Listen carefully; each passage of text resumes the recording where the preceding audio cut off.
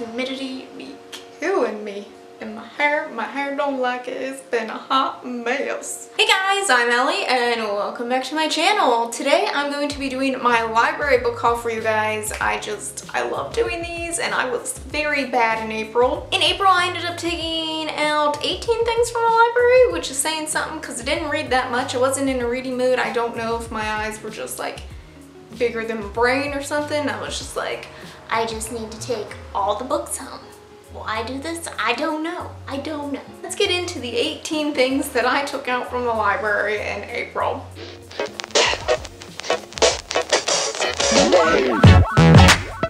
One of the first things that I took out was the 7 Husbands of Evelyn Hugo. I saw Chelsea Dolan Reeds rave about this. I've seen a lot of people rave about this, so I was like, I think I need to see what this is all about. It is historical fiction.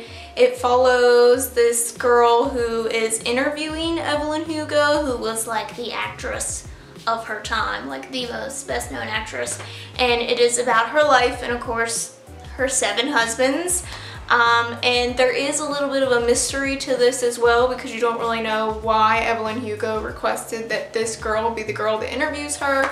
And it's just really neat. I took the audiobook out from the library, but I ended up buying an audio copy anyway, so this was kind of a waste of a checkout, but oh well. I also checked out Truly Madly Guilty, I think is what it's called, and it is by the same author that did Big Little Lies. I really enjoyed Big Little Lies, especially the audiobook version, so I thought I would give this a try. I honestly don't know anything about it, except for that it's by the same author who did Big Little Lies. That's the only reason I picked it up. I didn't even bother to look what it was about, and just my one coworker said that she enjoyed that one just as much as Big Little Lies, so I was like, guess I'll just check that one out as well. Why not? I'm so good at things. And then another audio that I took out was You. I actually own the physical copy of You, but I thought that because I enjoy listening to like mystery thrillers more than I enjoy reading them, I thought I'd give the audiobook a try. Plus, I think it will probably be creepy because it's told from like the point of view of the stalker or whatever. So it's interesting to see how that will play out. And that's all I know is that it's about a guy who stalks this girl. That's literally all I know. I also checked out some graphic novels. One that I checked out was Lady Castle. I don't know anything about this really, except for that I think it is about like some female warriors or something. Apparently the men get eaten by dragons during this fight or something, so the women have to step up and be like, I guess we'll defend the castle. So seems like it's gonna be really awesome. And then another one I picked up was Speak. This is the graphic novel. I read this book a few years back and I remember really enjoying it. I think I put it in my favorites list.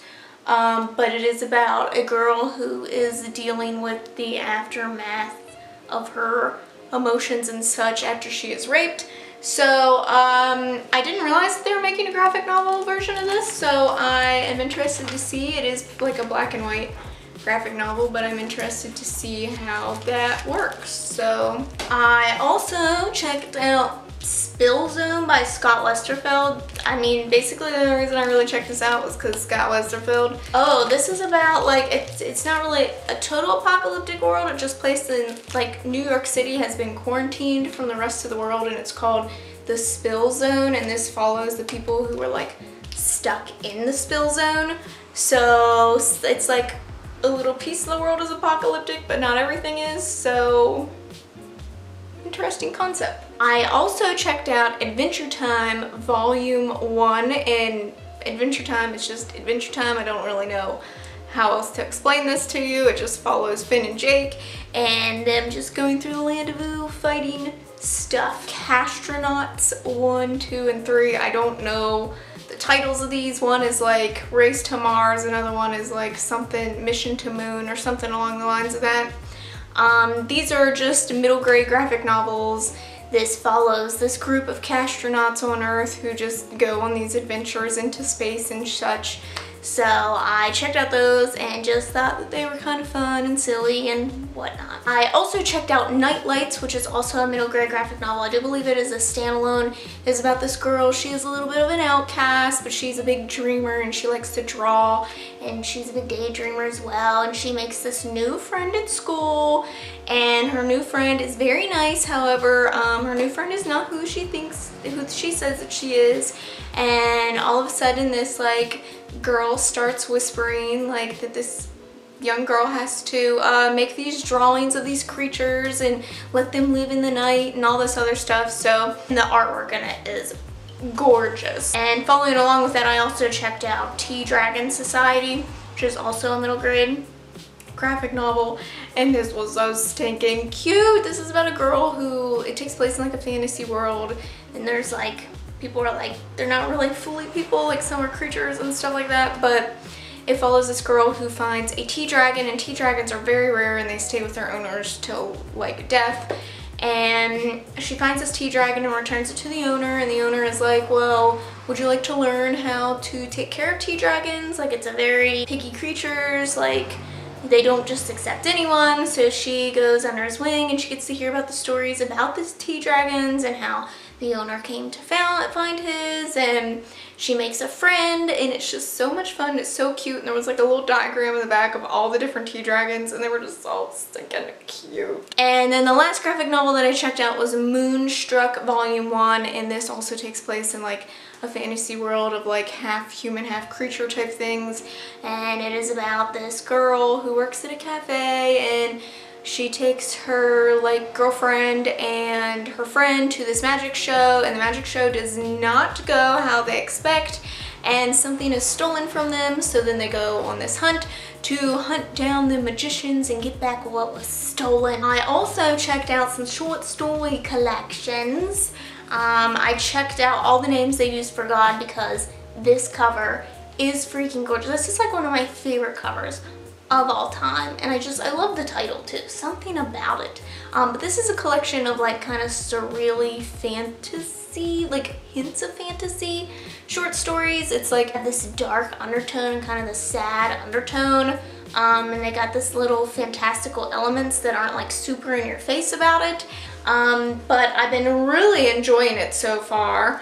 And then the other one I got is called Mad Hatters and March Hares, and this is a collection of short stories told around Alice in Wonderland.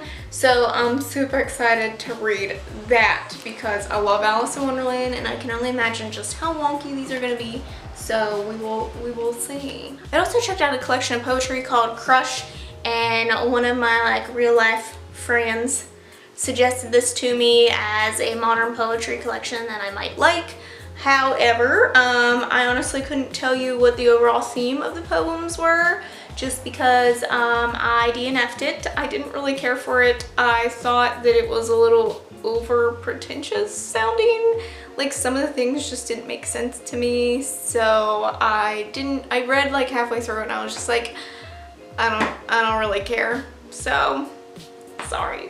I also checked out this, it's called Story Genius, and this was recommended to me by one of my coworkers, and this is kind of just like little like tips and tricks, I guess, into writing and such, and I thought I would just skim through it. Like, I don't think I'd benefit from reading this whole thing because it's not really short, but I thought I could see what parts of it I am most interested in or think that I need improving on, and just read about those things. So, and then I have two other things that I need to talk about. One was a very highly anticipated book for me, and that is The Wedding Date, and this is kind of like, it's not super fake relationship-y.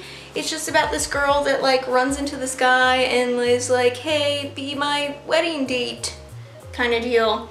But I've heard pretty good things about this, so I'm interested to see how that works. I've heard that it's a pretty like healthy growth of romance, so I kind of hoping there's a little bit of a hate to love thing going on, but we will see. And then the other one I've just seen everyone talking about, mostly Books and Lala and Dylan the Reader, and that is The Apocalypse of Elena Mendoza. Why does that not sound right? I wrote down Eliza Mendelli. Tell me why I wrote that down when I put this in my list of library books that I checked out. I don't know. But I heard them raving about this. So, and I enjoyed We Are the Ants, so I will see. This is about a girl who was born by a virgin, and somehow she has like these special healing powers. So there's this weird like supernatural element to this. You have to go into these books not knowing what to expect. Like, you can't go into anything by Sean David Hutcherson and like know what to expect. You just can't. You just can't. That's it. Well, I hope that you guys have really enjoyed this video of me really shittily explaining the books that I checked out of the library for the past month. I'm sweating to death. It's humid as hell, and I'm ready to be done. Hope you guys have liked this video. Don't forget to subscribe to see future book hauls from me. Thanks for watching, and I'll see you in the next time. Bye.